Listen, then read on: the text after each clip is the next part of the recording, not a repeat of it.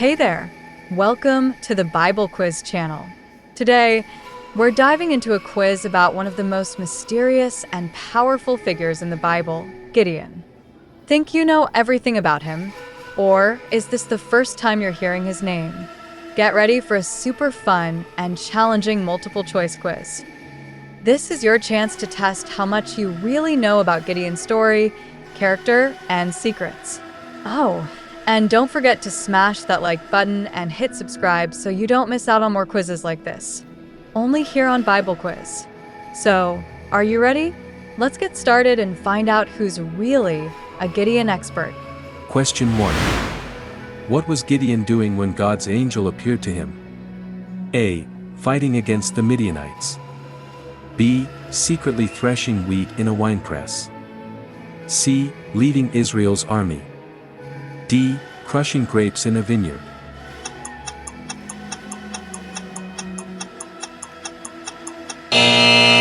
The answer is B. Secretly threshing wheat in a winepress. You can find it in the scriptures Judges 6 verse 11. Which says, "The angel of the Lord came and sat under an oak tree in Ophrah, on land owned by Joash the Abiezrite." Gideon, Josh's son, was threshing wheat in a winepress, hiding from the Midianites. Here is the explanation. Back then, Israel was living in fear of the Midianites. Gideon was using a winepress, which was normally for pressing grapes, as a hidden spot to thresh wheat so the Midianites wouldn't see. This shows how intimidated and unsure Gideon felt, but God still chose him. It's a reminder that God looks beyond outward confidence and values humility and readiness to obey. Question 2. What did the angel of the Lord call Gideon? A. Hey, you little weakling. B. The Lord is with you, brave warrior. C. Get up, you scared man. D. Go rescue Israel.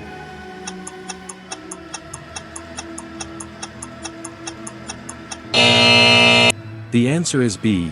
The Lord is with you, brave warrior. You can find it in the scriptures Judges 6 verse 12. Which says, "The angel of the Lord appeared to him and said, 'The Lord is with you, mighty warrior.'" Here is the explanation. Even though Gideon felt small and insignificant, God called him a mighty warrior. God saw potential in Gideon that he couldn't see in himself. This teaches us that God often calls us to roles that are bigger than we feel ready for, but he sees our true capability and equips us for his purpose. Question 3. How many soldiers did Gideon end up with after God's selection process? A. 10,000. B. 5,000. C. 1,000. D. 300.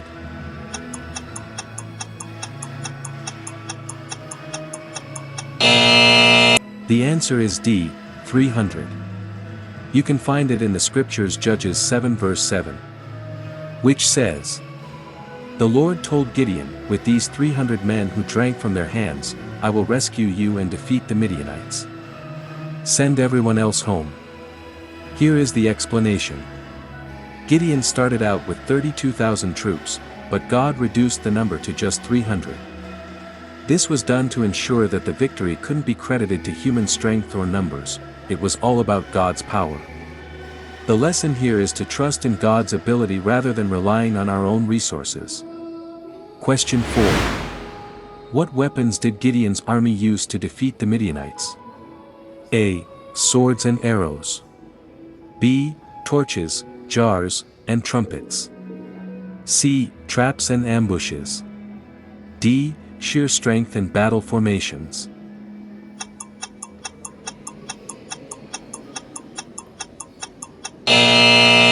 The answer is B. Torches, jars, and trumpets. You can find it in the scriptures Judges 7 verse 20. Which says, "The three groups blew their trumpets, smashed the jars they were holding, and raised their torches, shouting, 'A sword for the Lord and for Gideon.'" Here is the explanation. God gave Gideon an unusual strategy: break jars, blow trumpets, and wave torches. From a human perspective, this sounds ridiculous for battle, but the Midianite army was thrown into chaos and defeated. This story highlights how God's plans might not always make sense to us, but His ways always work. Question 5. What mistake did Gideon make after defeating the Midianites? A. Creating a golden idol for worship. B. Making an ephod that led Israel astray. C. Declaring himself king. D. Handing Israel's enemies over to another nation.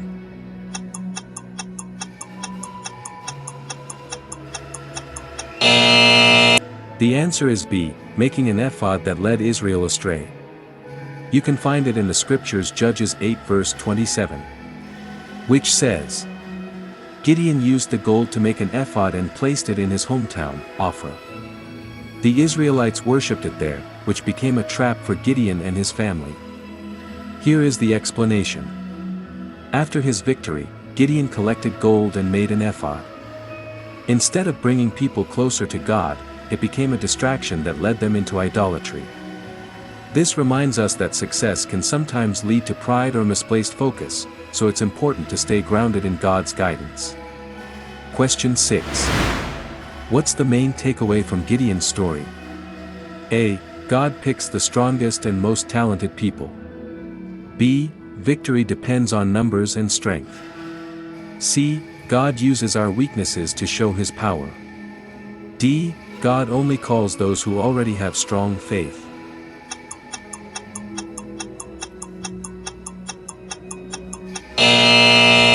The answer is C. God uses our weaknesses to show His power.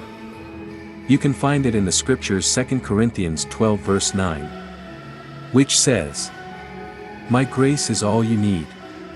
My power works best in weakness. Here is the explanation.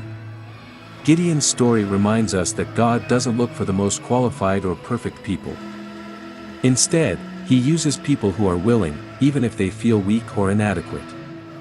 It's through our weaknesses that God's strength is displayed, so all the glory goes to Him. Question 7. Why did Gideon ask for a sign with the fleece? A. Because he doubted God. B. To confirm that God was really calling him. C. To show his own strength. D. Because he was scared of the Midianites.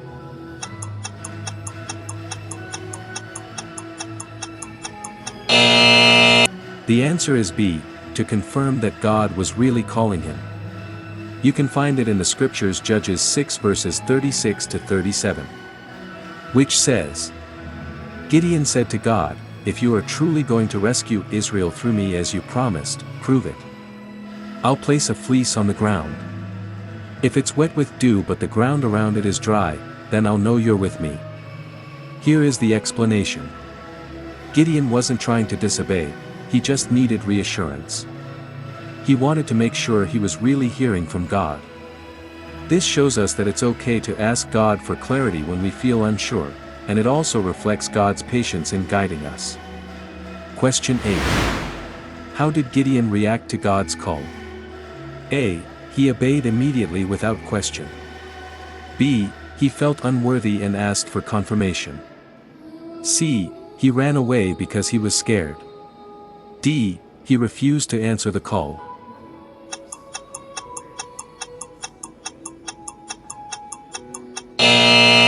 The answer is B. He felt unworthy and asked for confirmation. You can find it in the scriptures Judges 6 verse 15. Which says, Gideon said, Pardon me, Lord, but how can I rescue Israel? My clan is the weakest in Manasseh, and I'm the least in my family. Here is the explanation. Gideon didn't think he was good enough for the job. He came from a small family, and he was the youngest. But God doesn't care about status or age, He sees the heart. This shows that God often chooses people who feel unqualified, proving that it's His strength, not ours, that matters. Question 9. What did Gideon do after God called him? A. Took charge of Israel's army right away. B. Tore down Baal's altar and the Asherah pole.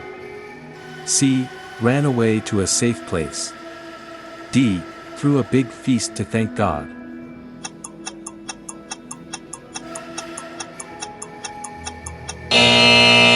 The answer is B. Tore down Baal's altar and the Asherah pole. You can find it in the scriptures Judges 6 verses 25 to 27.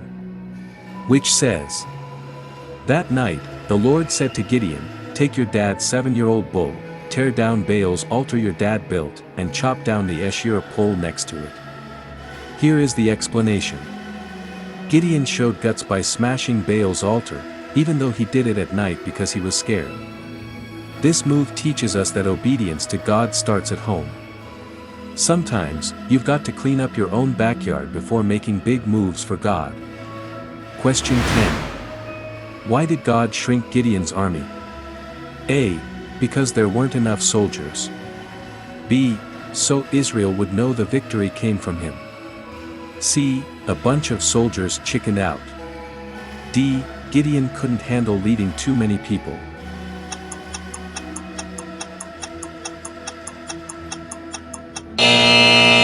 The answer is B. So Israel would know the victory came from him. You can find it in the scriptures Judges 7 verse 2. Which says, "The Lord told Gideon, you have too many men. If I let you all fight Midian, Israel might brag, saying, we did it ourselves." Here is the explanation. God cut the army down to make it crystal clear the win wasn't about human strength, it was all him. This reminds us not to flex our own power but to trust in God's. He's the one who makes impossible things happen. Question 11. How did God decide who stayed in Gideon's army? A. A courage test on the battlefield. B. By how they drank water. C. A physical strength challenge. D. Drawing lots with a priest.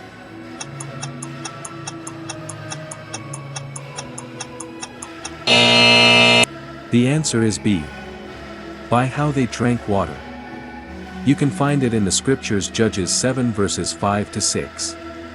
Which says, "Gideon took the men to the water, and the Lord said, separate the ones who lap the water with their tongues like a dog from those who kneel to drink." Here is the explanation. God picked 300 dudes who scooped water with their hands and licked it like dogs. Why? They stayed alert and ready. This shows God's unique way of picking people who fit his plan. Question 12. What did Gideon do when God told him to attack the Midianites? A. Charged into battle with no hesitation. B. Took only 300 soldiers, just like God said. C. Added more troops to strengthen the army. D. Waited for another sign from God.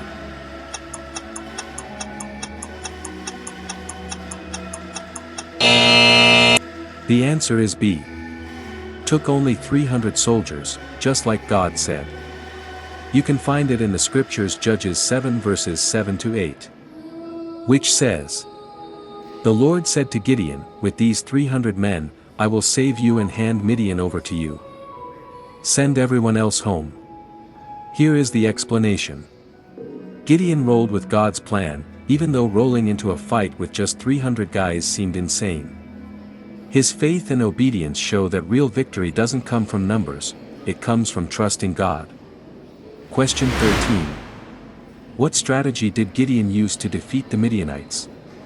A. Swords and shields all the way. B. Split into 3 groups with jars, torches, and trumpets. C. Attacked during the day when the enemy was off guard. D. Set up a massive trap on the battlefield.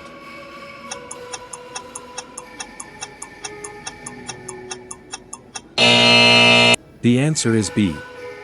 Split into 3 groups with jars, torches, and trumpets. You can find it in the scriptures Judges 7 verses 16 to 18. Which says, Gideon split the 300 men into 3 groups. He gave each guy a trumpet, an empty jar, and a torch inside the jar. He told them, "Do what I do. When we reach the camp's edge, blow your trumpet and shout." Here is the explanation. Gideon's strategy was wild: smash jars, blow trumpets, and wave torches. It worked because it caused chaos, and the Midianites freaked out and fought each other. This just proves God's plans don't always look logical, but they work perfectly. Question 14. What happened to the Midianite army after Gideon's attack? A. They panicked, ran away, and attacked each other. B. They fought back fiercely and almost won.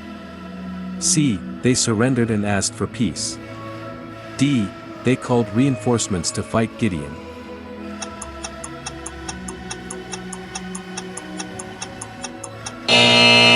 The answer is A.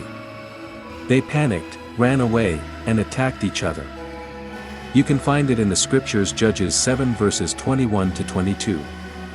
Which says, As the 300 men blew their trumpets, the Lord made the enemy's swords turn against each other, and the camp ran off to Beth-shittah near Zererah. Here is the explanation. When Gideon and his squad followed God's plan, the Midianites lost it. They turned on each other and fled in chaos. It's a solid reminder that when God's in control, He can flip the script completely and win the fight His way. Question 15. What's the main takeaway from Gideon's win over the Midianites? A. Courage is all you need to win battles. B. Obedience and faith in God lead to victory. C. The size of your army determines success. D. Good war tactics are the key to winning.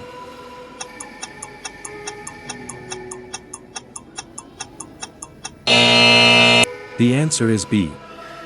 Obedience and faith in God lead to victory. You can find it in the scriptures Psalm 20 verse 7. Which says, Some trust in chariots, and some in horses, but we trust in the name of the Lord our God. Here is the explanation. Gideon's story drives home that victory isn't about how big or strong you are, it's about trusting God and following His lead. Gideon and his crew showed that God can do crazy big things when we obey Him, even when the odds seem impossible. Wow, y'all crushed it. Congrats to everyone who got the answers right.